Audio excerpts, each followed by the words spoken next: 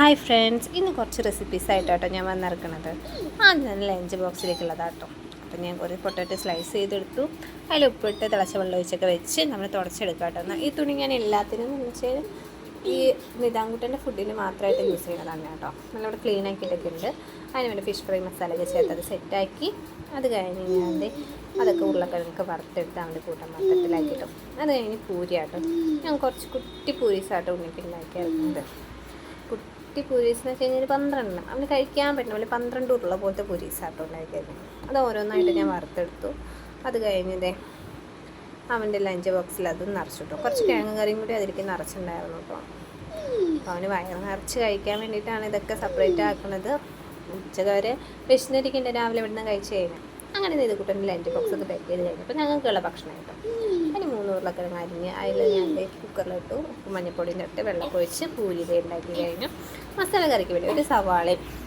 ഇതിൻ്റെ ഇടയിൽ കേൾക്കുന്ന വോയിസ് വേറെ ആരുടെ ഇടയിലും നെയ്തുകൂട്ടനെയാണ് ഇവിടെ പഠിപ്പിക്കുന്നത്. അതിൻ്റെ ഇടയിലാണ് വീഡിയോ എടുക്കലൊക്കെ.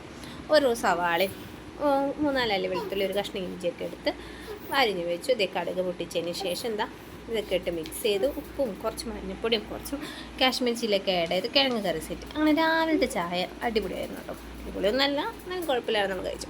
അത് കഴിഞ്ഞ് ഉച്ചയ്ക്കും ഉരുളക്കിഴങ്ങേ ശരണം. ഒരു ഉരുളക്കിഴങ്ങും തക്കാളിയും കൂടി ഞാൻ കുക്കറിലിട്ട് വേവിക്കാൻ വെച്ചിട്ടു. അത് കഴിഞ്ഞ് അരമുറി തേങ്ങയും കുറച്ച് ഉള്ളിയും കുറച്ച് ചുവന്നുള്ളി വെളുത്തുള്ളി ഇഞ്ചിയൊക്കെ കൂടി സെറ്റാക്കി. അതിനുശേഷം ചീനിച്ചട്ടി ചൂടാക്കി എണ്ണ ഒഴിച്ച് അതിൽ കുറച്ച് പെരുംജീരകവും കുറച്ച് ഒരു പട്ടി ഇട്ട് ഞാൻ എല്ലാം മൂപ്പിക്കാട്ട് കേട്ടോ. എല്ലാം മൂത്ത് വന്നപ്പോൾ തേങ്ങയൊക്കെ ഇട്ട് ഞാൻ നന്നായിട്ട് ഇളക്കി കൊടുക്കണം കേട്ടോ. ഒരു ഗ്രേ കളർ മീൻസ് ഒരു ബ്രൗണിഷ് കളറാവുന്ന വരെ നമ്മൾ ഇളക്കി കൊടുക്കുക. തടി പിടിക്കാതിരിക്കാൻ വേണ്ടിയിട്ടായിട്ട് നമ്മൾ ഇളക്കി കൊടുക്കുന്നത്.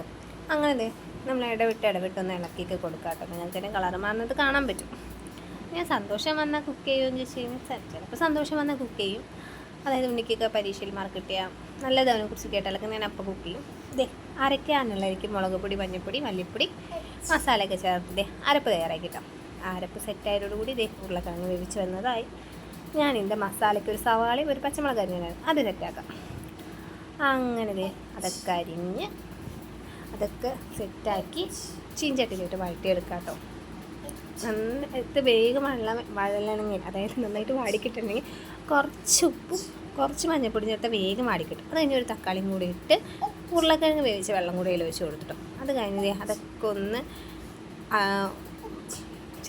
എന്താ പറയുക വാടി വന്നപ്പോൾ തന്നെ തേങ്ങയൊക്കെ ചേർത്ത് ഉരുളക്കിഴങ്ങ് പൊഴിച്ച് സെറ്റാക്കി ഞാൻ വേറൊരു പാത്രത്തിലേക്ക് മാറ്റി. അത് കഴിഞ്ഞിട്ടായിരുന്നു ഇന്ന് ഭക്ഷണം ഉണ്ടായിരുന്നത്. ഉച്ചക്കലത്തെ ഭക്ഷണം ഞാൻ തലേന്നത്തെ വെള്ളച്ചോറാട്ടോ കഴിച്ചത്.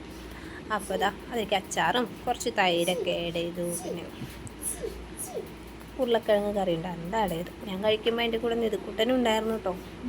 നിതുക്കുട്ടനല്ല നിഹാങ്കുട്ടൻ, എൻ്റെ പേര് അങ്ങനെ മാറുന്നുണ്ട്, സോറി. അപ്പോൾ അതൊക്കെ കൂട്ടിക്കുഴച്ച് ഒരു പിടി പിടിച്ചു. അത് കഴിഞ്ഞപ്പോൾ നമ്മൾ വരുമ്പോഴേക്കും ഒരു സ്വീറ്റ് ഉണ്ടാക്കാൻ വെച്ചു. അതിന് കുറച്ച് ഗോതമ്പ് പൊടിയും അരിപ്പൊടിയും ലേശം ഉപ്പൊക്കെ കൂടി നന്നായിട്ട് മിക്സ് ചെയ്തു. അതിലേക്ക് ഞാൻ ചേർത്തത് വെള്ളമല്ല പാലാണ്.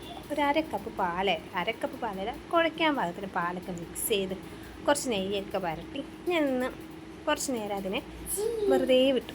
അത് കഴിഞ്ഞ് പഞ്ചസാര ലൈൻ ഉണ്ടാക്കാമെന്ന് വെച്ചിട്ടു. അതിലൊരു 2 ഏലക്കായും കുറച്ച് നമുക്ക് എത്രയാണോ മധുരം, ചിലർക്ക് മധുരം കുറവൊക്കെ വേണ്ടി വരും.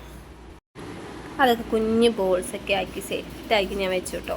അതിന് ശേഷം ആ ബോൾസൊക്കെ എണ്ണ ചൂടായപ്പോൾ തന്നെ ഞാൻ ഇട്ടു കേട്ടോ. കളർ മാറും, ഈ ഒരു ബ്രൗൺ കളറായി തന്നെ നമുക്ക് എടുത്ത് മാറ്റാം. രണ്ടാമത്തെ സെറ്റും ഞാൻ അതിലേക്ക് തന്നെ വേവിക്കാനൊക്കെ വെച്ചിട്ടോ. വേവിക്കാൻ മീൻസ് വറുത്തെടുക്കാൻ വേണ്ടിയിട്ട്. എന്നിട്ട് പഞ്ചസാര അതിന് സെറ്റായപ്പോൾ തന്നെ ഞാൻ അതിലേക്ക് ഓരോ ബോൾസാക്കി മാറ്റി. വൈകുന്നേരം അല്ല കേട്ടോ, പിറ്റേ ദിവസമായപ്പോൾ തന്നെ കേട്ടോ അതായത് ടാറ്റ.